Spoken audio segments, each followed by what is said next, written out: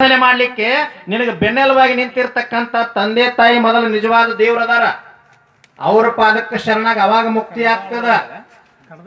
ಇವತ್ತು ಕರ್ನಾಟಕದೊಳಗ ವೃದ್ಧಾಶ್ರಮಗಳ ಸಂಖ್ಯೆ ಹೆಚ್ಚಾಗ್ಲಿಕ್ಕತ್ತಾವ. ಯಾಕಾಗ್ಲಿಕ್ಕತ್ತಾವ ಅಂತಂದ್ರ ಆಜೂರ್ ಸರ್ ಅಂತ ಮನೆತನಗಳ ಸಂಖ್ಯೆ ಕಡಿಮೆ ಆಗ್ಲಿಕ್ಕತ್ತಾವ ಅಂತೇಳಿ ವೃದ್ಧಾಶ್ರಮಗಳ ಸಂಖ್ಯೆ ಕಡಿಮೆ ಆಗ್ಲಿಕ್ಕತ್ತಾವ.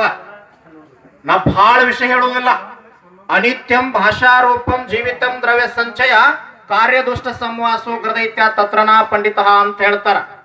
ಬಹಳ ಜ್ಞಾನದ, ಅಧಿಕಾರದ, ಅಂತಸ್ತದ, ಶ್ರೀಮಂತಿಕೆ ಬಂದದ, ಬಹಳ ದೊಡ್ಡ ದೊಡ್ಡ ಸ್ಥಾನದೊಳಗದೀವಿ. ಅದರ ಸಂಸ್ಕಾರದ ಕೊರತೆ ಆಗ್ಲಿಕ್ಕತ್ತದ. ಇಲ್ಲಿ ನಾಗರ ಮುನ್ನೋಳಿ ಒಳಗ ಮಣ್ಣೊಂದು ನಡೆದ ಘಟನಾ. ಮಗಳು ಕೆನಡಾದೊಳಗದಾಳ, ಮಗ ದಕ್ಷಿಣ ಆಫ್ರಿಕಾದೊಳಗದಾನ. ಬಹಳ ದೊಡ್ಡ ಶ್ರೀಮಂತರು, ಕೋಟಿಗಟ್ಲೆ ಹಣ. ನಾವು ಅಷ್ಟು ಹಣನ ನೋಡಿಲ್ಲ, ಅಷ್ಟು ಶ್ರೀಮಂತರು. 79 ವಯಸ್ಸಾಗಿರ್ತಕ್ಕಂಥ ಮುಪ್ಪಾವಸ್ಥೆ ಮುದುಕ ನಾಗರ ಮುನ್ನೊಳಗೆ ಲಕ್ಕ ಹೊಡೆದಿತ್ತು. ತೋರಿಸ್ಲಿಕ್ಕೆ ಬಂದಾನ. ಲಾಡ್ಜ್ ಒಳಗೆ ರೂಮ್ ಮಾಡಿ ಮಗ ಮತ್ತು ಮಗಳ ಬಿಟ್ಟು ಹೋಗ್ಯಾರ. ಮಗಳಿಗೆ ಫೋನ್ ಮಾಡಿ ನಿಮ್ಮ ತಂದೆ ತೀರ್ಕೊಂಡ ಅಂದ್ರೆ ಅಲ್ಲೇ ಮಣ್ಣು ಮಾಡಿಬಿಡ್ರಿ ಅಂತ ಹೇಳ್ತಾಳೆ ಹೆಣ್ಮಗಳು. ಎಂತ ಸಂಸ್ಕಾರ ಐತಿ. ಪೊಲೀಸ್ ಅಧಿಕಾರಿ ಮಣ್ಣು ಮಾಡ್ಯಾನ ಇಲ್ಲೇ ನಮ್ಮ ಭಾಗದೊಳಗ. ನನಗನ್ನಿಸ್ತದ ಇವತ್ತು ಆಜೂರೇ ಬಂಧುಗಳ ನಾ ಏನು ಹೊಗಳತ್ತಾ ಇಲ್ಲ. ಶಿಕ್ಷಣದ, ಅಧಿಕಾರದ, ಶ್ರೀಮಂತಿಕೆದ ಇದ್ರ ಒಟ್ಟಿಗೆ ಹೆಚ್ಚಿಂದ ಯಾವ್ದದ ಅಂತಂದ್ರ ಶಿವಾನಂದ ಅಪ್ಪುಗಳ ಆಶೀರ್ವಾದದಿಂದ ಸಂಸ್ಕಾರ ತುಂಬಿ ತುಳುಕಾಕತ್ತದೆ. ಕನ್ನಡ ನಾಡು ಅಂತಂದ್ರ ಸಾಹಿತಿಗಳು, ಶರಣರು, ಸಂತರು, ಸೂಫಿಗಳು, ಮಹಾತ್ಮರು, ಬ್ರಹ್ಮಜ್ಞಾನಿಗಳು, ಯೋಗಿಗಳು, ಪುಣ್ಯ ಪುರುಷರು ಹುಟ್ಟಿರ್ತಕ್ಕಂಥ ನಾಡೇನು. ಒಂದೇ ಮಾತು ಹೇಳ್ತೀನಿ, ಜರ್ಮನದಿಂದ ಮ್ಯಾಕ್ಸ್ ಮುಲ್ಲರ್ ಅಂತ ಬಂದಿದ್ದ ಬಹಳ ದೊಡ್ಡ ಸಾಹಿತಿ. ಕರ್ನಾಟಕಕ್ಕೆ ಬಂದ ಹುಬ್ಬಳ್ಳಿ ಸಿದ್ದಾರೂಢರನ್ನ, ಅತನೇ ಶಿವಯೋಗಿಗಳನ್ನ, ಇಡೀ ಕನ್ನಡ ನಾಡಿನ ಸಮಸ್ತ ಸಾಹಿತಿಗಳು, ಶರಣರಿಗೆ ಭೇಟಿಯಾಗ ದರ್ಶನ, ಸ್ಪರ್ಶನ, ಸಂಭಾಷಣೆ ಮಾಡ್ಕೊಂಡ ವಾಪಸ್ ತನ್ನ ದೇಶಕ್ಕೆ ಹೋಗಬೇಕಾದ್ರ ಮ್ಯಾಕ್ಸ್ ಮುಲ್ಲರ್ ಅನ್ನುವಂತ ಹೆಸರನ್ನ ಮೋಕ್ಷ ಮೂಲ ಅಂತ ಬದಲಾವಣೆ ಮಾಡ್ಕೊಂಡು ಹೋದವ. ಅಂತ ತಾಕತ್ತಿರ್ತಕ್ಕಂಥ ಕನ್ನಡ ನಾಡಿನವ್ರು ನಾವು. ಸಮಯದ ಅಭಾವದ ಇನ್ನೂ ಅಪ್ಪವ್ರು ಮಾತಾಡೋರದ ಎರಡು ಸಣ್ಣ ಮಾತು ಹೇಳಿ ನನ್ನ ಮಾತು ಮುಗಿಸ್ತೀನಿ. ಬಬಲಾದಿ ಸದಾಶಿವ ಮುತ್ತೆ ಒಂದು ಕಾಲಜ್ಞಾನ ಬರೆದಿಟ್ಟು ಹೋಗ್ಯಾನ. ಜಗತ್ತು, ಭಾರತ ಬಹಳ ಮುಂದುವರೆದದ, ತಂತ್ರಜ್ಞಾನದೊಳಗೆ ಮುಂದುವರೆದದ, ವಿಜ್ಞಾನ ಲೋಕದೊಳಗೆ ಮುಂದುವರೆದದ. ಆದ್ರ ಬ್ರಹ್ಮಜ್ಞಾನಿಗಳು, ಮಹಾತ್ಮರು ಏನ ಬರೆದಿಟ್ಟಾರ ಅದರಂಗಿ ಜಗತ್ತು ನಡಿಲಿಕ್ಕತ್ತದ. ಬಬಲಾದಿ ಸದಾಶಿವ ಮುತ್ತೆ ಎಂತ ವಾಕ್ಯ ಹೇಳ್ತಾನ ಅಂತಂದ್ರ, ಮಕ್ಕಳ ಭೂಮಿ ತಲೆ ಮ್ಯಾಗ ಬಾಳ ಅಧಿಕಾರದ ಅಂತೇಳಿ, ಜ್ಞಾನದ ಅಂತೇಳಿ, ಶ್ರೀಮಂತಿಕೆದ ಅಂತೇಳಿ, ದೊಡ್ಡವದಿನಿ ಅಂತೇಳಿ ಮೆರ್ಯಾಕ್ ಹೋಗಬೇಡ್ರಿ. ಮುಂದಿನ ದಿನಮಾನದೊಳಗ ಬಾಯಿಗೆ ಬಾಯಿಜಳಿಗೆ ಹಾಕೊಳ್ಳೋ ಕಾಲ ಬರ್ತದ, ಎಚ್ಚರ ಅಂತ ಹೇಳಿದ್ದ. ಕೋವಿಡ್ ಒಳಗೆ ಹಾಕಿವಿಲ್ರಿ. ಇನ್ನೊಂದು ಕಾಲಜ್ಞಾನ ಹೇಳ್ತಾನ, ಮುಂದೆ ನಡೆಯುವುದನ್ನು ಹೇಳಿಟ್ಟಾನವ.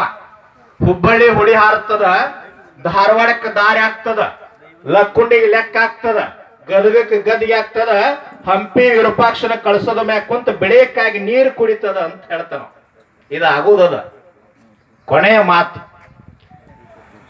ಅತಿಥಿಯಾಗಿ ಬಂದೀವಿ ನಾವೆಲ್ಲ, ಅತಿಥಿಯಾಗಿ ಎದ್ದು ಹೋಗ್ಬೇಕು. ಆಜೂರ್ ಸರ ಇವತ್ತು ಬಂದಾರ. ಹಂದಿಗುಂದ ಅಪ್ಪಗಳು, ಕಪ್ಪತ್ಗುಡ್ಡ ಅಪ್ಪಗಳು ಎಲ್ಲ ಮಹಾತ್ಮರು ಬಂದಾರ. ಆಜೂರ್ ಸರ್ ಬಹಳ ದೊಡ್ಡ ಮನಿ ಕಟ್ಟ್ಯಾರ ಅಂತ ತಿಳ್ಕೊಳ್ರಿ. ನಾವೆಲ್ಲ ಮಹಾತ್ಮರು ಕೂಡಿ ಮನಿ ನೋಡಕ್ ಹೋಗ್ತೀವಿ. ಆಜೂರ್ ಸರ್ ಬಹಳ ಚಂದ ಮನಿ ಕಟ್ಟ್ಯಾರ ಅಂತೇಳಿ ಶಿವಾನಂದ ಅಪ್ಪವ್ರು ಹೇಳ್ತಾರ. ಹಂಗ ಅಂದಾರ ಅಂತ ಹೇಳಿ ಆಜೂರ್ ಸರ್ ಏನಂತಾರ, ಅಪ್ಪೋಣ ನಮ್ಮದೇನೈತ್ರಿ ಎಲ್ಲಾ ನಿಮ್ಮದಾರಿ ಅಂತ ಅವ್ರ ಅಂತಾರ. ಮತ್ ಹಂಗಾರ ಅಂದಾರ ಬಾ ಅಂತೇಳಿ ಶಿವಾನಂದ ಅಪ್ಪವ್ರು ಆಜೂರ್ ಸರ್ ತಗೋರಿ ಹಂಗಾರ ಪೆನ್ ಪೇಪರ್ ಸೈ ಮಾಡಂದ್ರ ಮತ್ತೊಮ್ಮೆ ಕರ್ಸಾರ. ಯಾಕ್ರಿ ಸರ್ ಹಂಗಿಲ್ಲದು ಭಾವದೊಳಗದ. ನಿಮ್ಮೊಳಗ ಸಂಸ್ಕಾರ ಅದ, ಅಪ್ಪವ್ರು ನಿಮ್ಮೊಳಗ ದೇವರಾಗಿ ಜಾಗೃತ ಆಗ್ಯಾರಂತ ಭಾವ ಅದ. ಅದಕ್ಕೆ ಅತನೇ ಶಿವಗಳು ಹೇಳ್ತಾರ, ಇದ್ದಂಗಿರಬೇಕು, ಇಲ್ಲದಂಗಿರಬೇಕು, ಆ ಒಂದಿನ ಕರಿತನ ಸುಮ್ಮನೆ ಎದ್ದು ಹೋಗುವಂಗಿರ್ಬೇಕು. ಇದ ಮುಕ್ತಿ ಅದ, ಏನ್ ಹಿಡ್ಕೊಂಡು ಕುಂತಿಲ್ಲ. ಅದಕ್ಕೆ ಶರೀಫ್ ಹೇಳ್ತಾನ, ಹುಟ್ಟಿದ್ದು ಹೊಲಿ ಮನಿ, ಬಿಟ್ಟು ಹೊಂಟು ಕಾಯಿ ಮನಿ. ಎಷ್ಟಿದ್ದಾರೇನಿದು ಖಾಲಿ ಮನಿ, ವಸ್ತಿ ಇರುವ ಮನಿ, ಗಸ್ತಿ ತಿರುಗುವ ಮನಿ, ಶಿಸ್ತಿಲಿರೋ ಶಿವನ ಮನಿ ಅದ. ಇದನ್ನ ಶೌದ ಮನಿ ಮಾಡ್ಕೊಳ್ಳಾರ್ದ ದೇವ್ರ ಕೊಂಡದ್ದನ್ನ ಮನಿ ಮಾಡ್ಕೊಂಡು ನಮ್ಮ ನಿಮ್ಮೆಲ್ಲರ ಜನ್ಮವನ್ನು ಉದ್ಧಾರ ಮಾಡ್ಕೊಳ್ಳ ಅಂತ ಹೇಳಿ ನನ್ನೆರಡು ಮಾತುಗಳನ್ನು ತಮ್ಮೆಲ್ಲರ ಪಾಲಕರ. ಸತ್ಯ ಸಮತೆಯ ಪಥಕ್ಕೆ ಯಾವ ದೇವನು ಇಹನು, ಸತ್ಯ ಸಮತೆಯ ದಾಟಿ ಧರ್ಮವಿಹುದೆ. ಪ್ರೀತಿ ವಿಶ್ವಾಸಗಳ ಮೀಂಟಿ ಕರಿವ ಹೃದಯ ದೇವ ಮಂದಿರಕ್ಕಿಂತ ಕಡಿಮೆಯಹುದೇ, ದೇವ ಮಂದಿರಕ್ಕಿಂತ ಕಡಿಮೆಯಹುದೇ. ನನ್ನ ಅಂತರಂಗದ ಸಾಕ್ಷಿ ಪ್ರಜ್ಞೆಯಾದ ಬಸವ ತಂದೆಯನ್ನ, ನನ್ನೊಳಗಿನ ಚೈತನ್ಯಾತ್ಮ ಮಹಾದೇವಿ ಅಕ್ಕನ ದಿವ್ಯ ಪ್ರಭೆಗೆ ಶರಣೆಂದು, ಜಗತ್ತಿನ ಎಲ್ಲ ಸಂತರನ್ನ, ದಾರ್ಶನಿಕರನ್ನ, ಮಹಾತ್ಮರನ್ನ ಎಲ್ಲರನ್ನ ಈ ಪವಿತ್ರ ವೇದಿಕೆಯಲ್ಲಿ ಸ್ಮರಿಸುತ್ತಾ, ಹಂದಿಗುಂದದ ಪರಮ ಪೂಜ್ಯರಾದಿಯಾಗಿ ವೇದಿಕೆಯಲ್ಲಿ ತಮ್ಮ ಪರಮ ಸಾನ್ನಿಧ್ಯ ಪರ, ಗುರು ಕಾರುಣ್ಯ ಪರ ಸಾನ್ನಿಧ್ಯವನ್ನ ಒದಗಿಸಿರ್ತಕ್ಕಂಥ ಎಲ್ಲ ಪರಮ ಪೂಜ್ಯರ ಪವಿತ್ರ ಪಾದಗಳಿಗೆ ಭಕ್ತಿಪೂರ್ವಕ ನಮನಗಳನ್ನು ಸಲ್ಲಿಸ್ತಾ, ಹಾಗೆ ಇವತ್ತು ವೇದಿಕೆಯ ಮೇಲೆ ನಮ್ಮ ಬೆಳಗಾವಿ ಜಿಲ್ಲೆಯನ್ನು ಪ್ರತಿನಿಧಿಸುವ ಮತ್ತು ನಾನು ಕೆಲ ಆದರ್ಶಗಳನ್ನು ಪರಿಪಾಲಿಸುವ ವ್ಯಕ್ತಿಗಳಲ್ಲಿ ಹಿರಿಯಣ್ಣಂದರು ಒಂದಿಷ್ಟು ಮಂದಿ ವೇದಿಕೆ ಮೇಲಿದ್ದಾರೆ, ತಾಯಂದ್ರು ಒಂದಿಷ್ಟು ವೇದಿಕೆ ಮೇಲಿದ್ದಾರೆ. ಅಂತಹ ಎಲ್ಲರನ್ನ ಈ ಒಂದು ವೇದಿಕೆಯಲ್ಲಿ ಒಟ್ಟುಗೂಡಿಸುವ ಕೆಲಸವನ್ನ ಮಾಡಿರ್ತಕ್ಕಂಥ ಆಜೂರ್ ಪ್ರತಿಷ್ಠಾನಕ್ಕೆ ನಾನು ಕೋಟಿ ಮತ್ತು ಸಾವಿರದ ಶರಣಗಳನ್ನು ಸಮರ್ಪಿಸ್ತಾ ಇದ್ದೇನೆ. ಈ ಕಾರ್ಯಕ್ರಮವನ್ನು ಸಾಕ್ಷೀಕರಿಸಲಿರುವ ನಿಮ್ಮೆಲ್ಲರ ಅಂತರಂಗದಲ್ಲಿ ಬೆಳಗ್ತಕ್ಕಂಥ ಬಸವ ಜ್ಯೋತಿಗೆ ಸಾವಿರದ ಶರಣಗಳನ್ನು ಸಮರ್ಪಿಸ್ತಾ, ನಾನು ಜಯಶ್ರೀ ಆಂಟಿ ಅವ್ರ ಜೊತೆಗೆ ಬಂದವಳು, ಕಾರ್ಯಕ್ರಮಕ್ಕಂತೇನು ಅಲ್ಲ, ಆದ್ರೆ ಈ ಹಿಂದೆ ನಾನು ಆಜೂರ್ ಪ್ರತಿಷ್ಠಾನದ ಪ್ರಶಸ್ತಿಯನ್ನು ಪಡೆದುಕೊಂಡಿದ್ದೆ. ಬಹಳ ನನಗೆ ಮನಸ್ಸಿಗೆ ತಟ್ಟಿರ್ತಕ್ಕಂಥ ಕಾರ್ಯಕ್ರಮ, ಮನಸ್ಸಿಗೆ ಮುಟ್ಟಿರ್ತಕ್ಕಂಥ ಕಾರ್ಯಕ್ರಮ. ಜೊತೆಗೆ ಬಹಳ ನನಗೆ ಒಂದು ವಿಷಯ ಅಂತಂದ್ರೆ, ಬಸಣ್ಣವ್ರು ಮಾಡ್ತಕ್ಕಂಥ ಈ ಕಾರ್ಯ ಐತಲ್ಲ, ಐಗಳಿಯೊಳಗ ಮಲ್ಲಿಕಾರ್ಜುನ್ ಸಿಂಧೂರ್ ಅಂತ ಹೇಳಿ ಅವರು ಕೂಡ ಅವ್ರ ತಂದೆ ತಾಯಿಗಳ ಗದಿಗೆ ಕಟ್ಸಿದಾರ. ಐಗಳಿಯೊಳಗ ಅವರು ಕೂಡ ಬಹಳ ಚೆನ್ನಾಗಿ ಪ್ರತಿ ವರ್ಷ ಜನವರಿಯೊಳಗ ಅವರು ಬಹಳ ಅದ್ದೂರಿಯಾಗಿ ಒಂದು ಉಪನ್ಯಾಸ, ಒಂದು ಕೃಷಿಗೆ ಸಂಬಂಧಪಟ್ಟದ್ದು, ಒಂದು ಆಧ್ಯಾತ್ಮಕ್ಕೆ ಸಂಬಂಧಪಟ್ಟಿರೋ ಉಪನ್ಯಾಸಗಳನ್ನು ಏರ್ಪಡಿಸಿ ತಮ್ಮೆಲ್ಲ ಬಂಧು ಬಳಗವನ್ನ ಕರೀತಾರೆ. ಮೊದ್ಲಿನ ಕಾಲದೊಳಗೆ ಹೆಂಗಿತ್ತು, ಬಂಧು ಬಳಗ ಸೇರ್ಬೇಕು ಅಂದ್ರೆ ಜಾತ್ರಿನ ಆಗ್ಬೇಕು, ಹಬ್ಬನ ಆಗ್ಬೇಕು, ಹುಗ್ಗಿ ಹೋಳ್ಗಿನ ಉಣಬೇಕು ಅನ್ನೋದೊಂದು ಪದ್ಧತಿ ಇತ್ತು. ಆದ್ರ ಈ ಕಾಲದೊಳಗ ತಂದೆ ತಾಯಿಗಳ ಪುಣ್ಯ ಸ್ಮರಣೋತ್ಸವವನ್ನ ತುಂಬಾ ಮಾದರಿಯಾಗಿ ಆಚರಿಸ್ತಾ ಇರ್ತಕ್ಕಂಥದ್ದು ಬಹುತೇಕ ಕರ್ನಾಟಕದ ಈ ಒಂದು ಆಜೂರು ಮತ್ತೆ ಅದೊಂದು ಐಗಿಳಿ ಬಿಟ್ರೆ ನಾನು ಎಲ್ಲಿ ನೋಡ್ದಂಗಿಲ್ಲ, ಓದಿದಂಗೂ ಕೂಡ ನಾನಿಲ್ಲ. ತಂದೆ ತಾಯಿಗಳ ಋಣವನ್ನ ನಾವೆಂದೂ ತೀರಿಸ್ಲಿಕ್ಕೆ ಸಾಧ್ಯ ಇಲ್ಲ. ಶರಗ ಮುಚ್ಕೊಂಡ ತಾಯಿ ಹಾಲು ಕಂಡಗದಷ್ಟು ಹಾಲು ಕುಡಿಸಿರ್ತಕ್ಕಂಥ ಋಣವನ್ನ ಮತ್ತು ಈ ಭೂಮಿ ಅನ್ನ ಕೊಟ್ಟಿರ್ತಕ್ಕಂಥ ಋಣವನ್ನ, ದೇಶ ಕಾಯುವ ಸೈನಿಕನ ಋಣವನ್ನ, ಹಾಗೆ ನಮ್ಗೆ ಜ್ಞಾನ ಕೊಟ್ಟಿರ್ತಕ್ಕಂಥ ಗುರುವಿನ ಋಣವನ್ನ ಹೊತ್ಕೊಂಡೇ ನಾವು ಸಾಕ್ತೀವಿ. ಈ ಋಣಭಾರವನ್ನ ಹೊತ್ಕೊಂಡು ಹೋಗ್ತಕ್ಕಂಥ ನಾವುಗಳು ಈ ಸಮಾಜಕ್ಕೆ ಪ್ರತಿಯಾಗಿ ಏನನ್ನ ಕೊಡ್ಲಿಕ್ಕೆ ಸಾಧ್ಯ ಅನ್ನುವ ಆತ್ಮಾವಲೋಕನ ಮಾಡ್ಕೊಂಡು ಹೊರಟ್ರೆ, ಖಾಲಿ ಕೈಲಿಂದ ಬಂದಿದೀವಿ, ಖಾಲಿ ಕೈಲಿಂದ ಹೋಗ್ತೀವಿ. ಆದ್ರೆ ನಾವು ಇಲ್ಲದೆ ಇರುವಾಗೂ ನಾವು ಇದ್ದೇವೆ ಅನ್ನುವುದು ಯಾವ್ದಾದ್ರೂ ಇದ್ರೆ ಅದು ನಮ್ಮ ಒಳಗಿನ ಅಂತರಾಳದ ಅಭಿವ್ಯಕ್ತಿಯನ್ನ ಸಾಹಿತ್ಯದ ಮೂಲಕ ರಚನೆ ಮಾಡಿ ಇಟ್ಟು ಹೋಗ್ತಕ್ಕಂಥದ್ದಿದೆಯಲ್ಲ, ಅದು ನಮ್ಮನ್ನ ಇಲ್ಲದೆ ಇರುವಾಗೂ ಜೀವಂತವಾಗಿ ಇಡ್ತಕ್ಕಂಥದ್ದು ಅನ್ನೋದು ನಾನು ಒಬ್ಬ ಸಾಹಿತ್ಯದ ವಿದ್ಯಾರ್ಥಿಯಾಗಿ ಹೇಳ್ತಕ್ಕಂಥ ಮಾತು.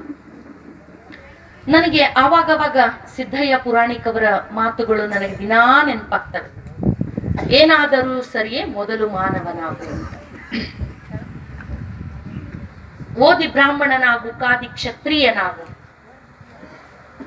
ನೀನು ಬಣಿಕ ವ್ಯಾಪಾರಿಯಾಗು, ದುಡಿದು ಗಳಿಸಿ, ಏನಾದರೂ ಸರಿಯೇ ನಿನ್ನೊಲವಿನಂತಾಗು, ಏನಾದರೂ ಸರಿಯೇ ಮೊದಲು ಮಾನವನಾಗು. ಯಾಕೆ ಈ ಮಾನವನಾಗು ಅನ್ನೋದಿದೆಯಲ್ಲ, ಅದು ದಿನವೂ ನಮ್ಮೊಳಗೆ ನಮ್ಮನ್ನ ನಾವೇ ಪರಿಷ್ಕರಿಸಿಕೊಳ್ಳುವ ಒಂದು ಪ್ರಜ್ಞಾಪೂರ್ವಕ ಎಚ್ಚರಿಕೆ. ಅದು ಮಾನವತ್ವ ಅಂತಕ್ಕಂಥದ್ದು.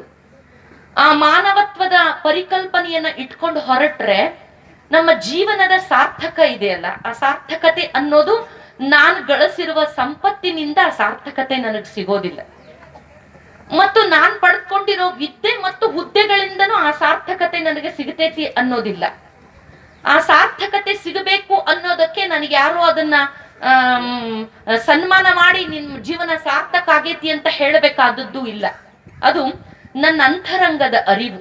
ಆ ಸಾರ್ಥಕತೆ ಅನ್ನುವ ಸಂತೃಪ್ತ ಭಾವ ಇದೆಯಲ್ಲ, ಅದು ನನ್ನ ಅಂತರಂಗದ ಅರಿವು. ಅದಕ್ಕೆ ಸಿದ್ದಯ್ಯ ಪುರಾಣಿಕರು ಹೇಳ್ತಾರೆ, ಹೂವಿನಲ್ಲಿ ಮಧುವಾಗುವ, ಹಣ್ಣಿನಲ್ಲಿ ರಸವಾಗುವ, ಹೊಲಗದ್ದೆಗಳಿಗೆ ಮಣ್ಣಾಗುವ ಪುಣ್ಯ ನನ್ನದಾಗಲಿ. ಕುರುಡನಿಗೆ ಕಣ್ಣಾಗುವ, ದೀನ ದುರ್ಬಲರಿಗೆ ದೈವವಾಗುವ, ಹಸಿದವನಿಗೆ ಅನ್ನವಾಗುವ ಪುಣ್ಯ ನನ್ನದಾಗಲಿಲ್ಲ. ರೋಗಿಗೆ ಮದ್ದಾಗುವ, ಮಗುವಿಗೆ ಮುದ್ದಾಗುವ, ಬುದ್ಧನ ಭಿಕ್ಷಾಪಾತ್ರೆಯಾಗುವ ಸೈಪು ನನ್ನದಾಗಲಿಲ್ಲ.